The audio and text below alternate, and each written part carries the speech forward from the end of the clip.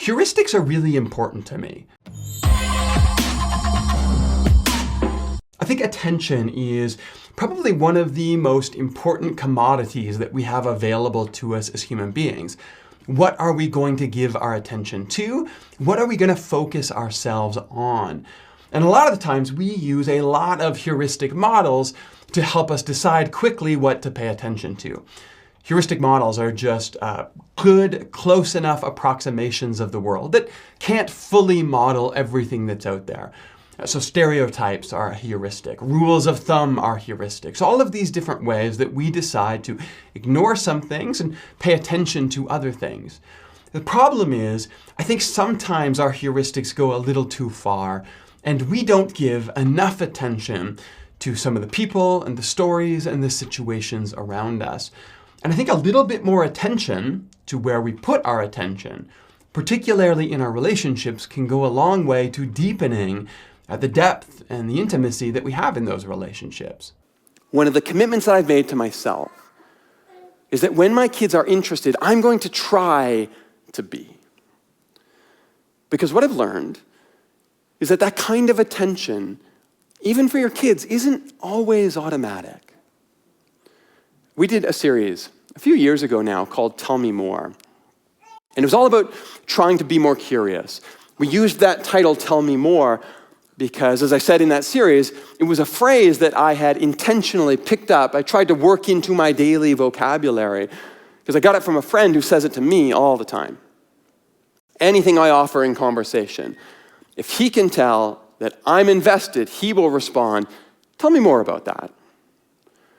And I've tried to pick that up, not because I want to drag things out of people or force them to share more than they're interested in volunteering, but because I want to intentionally step outside of my heuristic boundaries. See, as human beings, we are constantly taking in vast amounts of information all the time. And we only have so much attention to go around. In conversations, we are listening for what is said, but we're also listening to what is not said. When we meet someone, we are picking up on all kinds of visual, social cues. Are you leaning in? Are you crossing your arms? Are you checking your phone? Are you locked in with me? We're seeing what's around us, but our brains are actually paying attention to far more than we can consciously be aware of.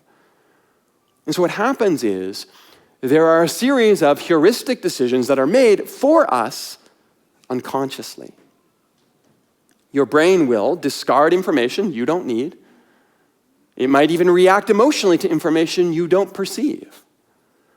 And this isn't necessarily a bug in our programming, it's a feature. See, you and I only have so much computational power available to us.